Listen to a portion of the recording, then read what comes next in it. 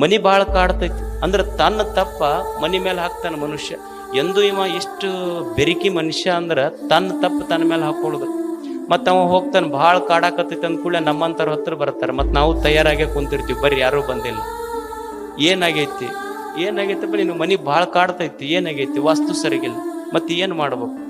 ನಿನ್ನ ಮನಿ ಬೆಡ್ರೂಮ್ ಬದಲು ಮಾಡಬೇಕು, ಪೂಜಾದ ಕೋಲಿ ಬದಲು ಮಾಡಬೇಕು, ಅಡುಗೆ ಮನೆ ಬದಲು ಮಾಡಬೇಕು, ಬಾಕಲ್ ಬದಲು ಮಾಡಬೇಕು.